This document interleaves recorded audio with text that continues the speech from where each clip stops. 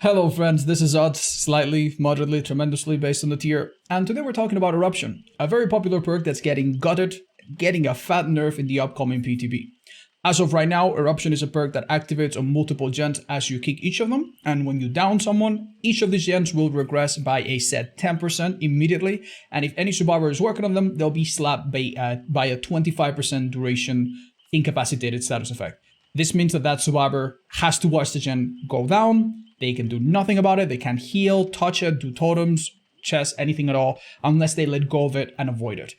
I don't need to explain at this point how strong and annoying this perk can be, but instead we'll talk about the new one. The new one is a little bit more complicated. Instead of doing a flat 10%, it only does 10% of its current progress, which means that if a gen gets erupted at 99.9, it will be almost as powerful as before. But if it gets erupted at 50%, it will be half as strong as before.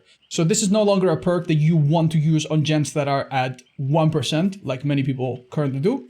And you no longer apply incapacitated status effect, which is the strongest part of this perk. Instead, you get an auto read on the survivor that gets hit by it.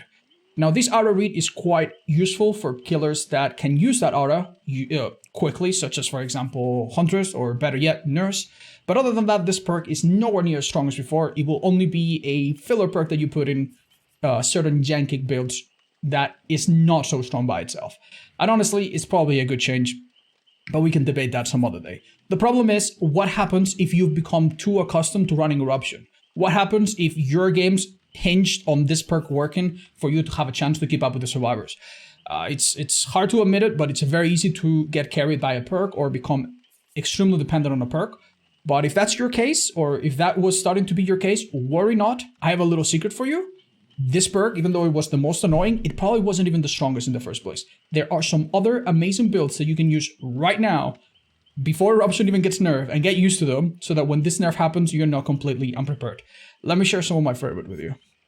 This one perhaps is the simplest and most elegant. Notice that it has some perks that you don't see very often. I'm telling you, this build is incredible. We ran this exact same build on every single killer with yellow add-ons on everyone, and we won every single game, I think, on our first try. Very, very strong build. It relies on Pain Resonance, very powerful perk that triggers when you hook someone on a white hook, and has a few other perks to make it particularly nasty.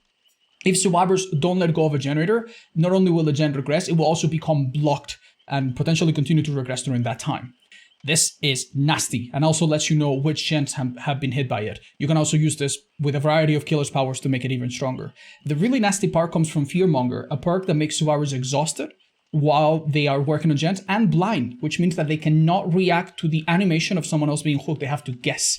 So Fearmonger, Deadman Switch, and Pain Resonance create a really, really nasty combo, and it's very easy to use on any killer. On top of that, you can also add Agitation to make getting to each hook a little bit faster and guaranteeing that you get to the white hook that you need, or getting to basement more consistently if you prefer that. This build is an absolute banker, doesn't have any gen kick perks, and it's still one of the best builds in the game. And you could probably make it a bit meaner too if you wanted to customize it. Very, very reliable. Another build that I've been running on Knight. This one has gotten me so far 20 wins in a row on counting. Very strong build on killers that attack with a basic attack. So not nurse, for example. Corrupt Intervention, so that you slow down the first few gens. Save the best for last, become stronger and hit targets faster and faster and faster. A Jolt, which feeds off Save the best for last amazingly near the end game and mid game. And if you want, on top of that, you can also run Pain Resonance as a backup slowdown. This is very, very strong. There is a comp player named Nightlight that run a very similar version of this build, replacing Pain Res with Bamboozle and replacing Jolt for Sloppy Butcher. And with this build and double green add-ons, he also won on every killer in a row. Does this mean that you're always going to win your games? No, but these builds are definitely solid and will help you a lot. If you have a killer that gets downs mostly through their special attacks and not so much basic attacks, this other build might also be quite good for you. It has the wombo combo of Discordance and Tinkerer. This is a divide and conquer type of strategy. You will be attacking gens that are touched by multiple people, forcing them to split up, and when these gens which are being split on are close to being done, Tinkerer will let you know so that you can go there and harass them. This is particularly powerful with killers such as Oni or Plague, who have powers that are very, very powerful, and impactful and capable of downing people quickly, but you need to know where to deliver these blows. The nice thing about Tinkerer is that even if it procs twice at the same time, you know for a fact that you don't need to be 2 places at once because you also have deadlock, which means that if one gen is being done with another one on the go, you don't need to worry about the second one for a little bit because it will be delayed by this perk. So these 2 perks feed off each other really, really well.